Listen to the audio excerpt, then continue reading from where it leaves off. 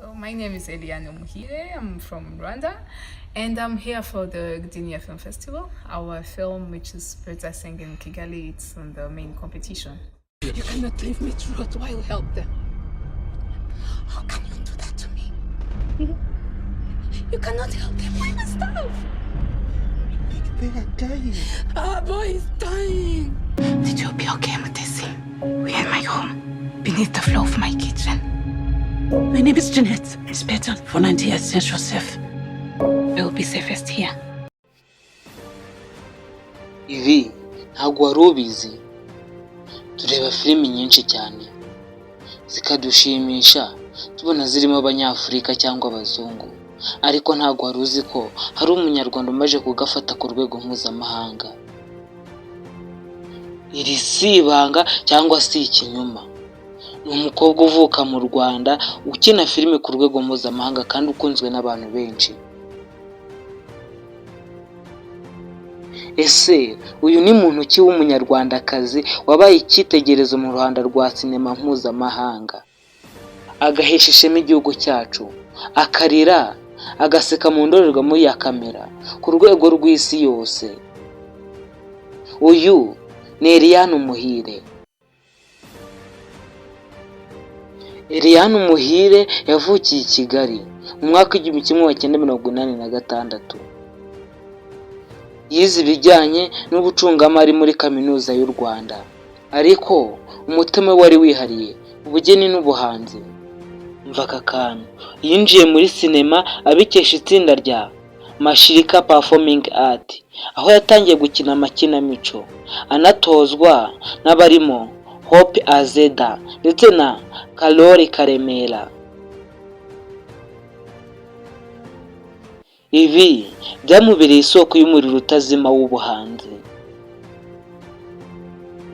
Eliane mu mwaka w'2017, Eliane yagaragaje ku rwego mpuzamahanga binyuze mu mafilimi yagaragayemo nka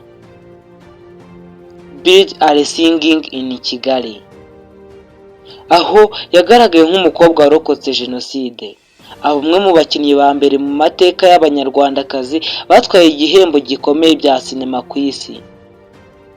Yatsindiye igihembo cya Silver Hugo Award muri Chicago Film Festival, ndetse nanone anegukana igihembo cya Best Actress muri Poland no muri Czech Republic.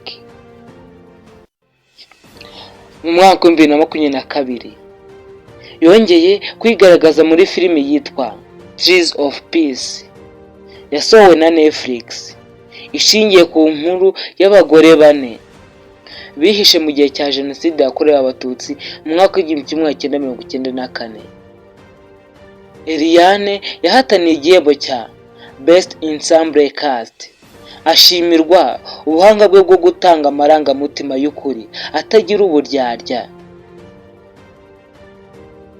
Muri uwo mwaka nyine Eliane yanakinnye filime yitwa Bazigaga, ishingiye ku nkuru y'ukuri ya Pasiteri Karuhimbi, umugore wishe abatutsi benshi mu gihe cya jenoside. Iyi filime yamuhesheje igihembo cya Best Actress muri Clermont Ferrand Short Film Festival, ndetse iza no kugera kuri BAFTA Shortlist. Iki ni kimwe mu bihembo bikomeye ku isi cyane bitangwa mu mafilimi. Mu mwaka w'2024 yabaye umunyarwandakazi wa mbere wagizwe Marianne Donnell muri Festival de Cannes, icyubahiro gihabwa umuntu w'inyangamugayo ukomoka muri Afurika utanga icyizere ku buhanzi nyafurika. Ikindi kandi yari no mu kanama nkemurampaka ka Sommet de la Critique, irushanwa rigaragaramo impano nshya ku isi. Mu zindi filimi Eliane yagaragayemo harimo Neptune Frost, agaragara muri filime nka A Quiet Place.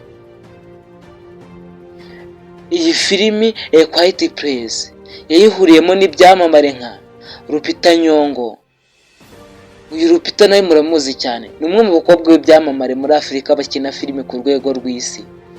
Yahuriyemo na Djimon Hounsou. Uyu nawe ni icyamamare ku isi, arazwi cyane. Mu gihe abandi bakinnyi babaga bavuga amateka y'abandi, Eliane yanditse amateka ye, yerekana ko ubuhanga, ukwihangana n'ubutwari bishobora gutuma umunyarwandakazi agera ku rwego mpuzamahanga atavunitse. Ni intwari y'ikinamico, intangarugero mu myitwarire ndetse n'ishema ry'igihugu cy'u Rwanda.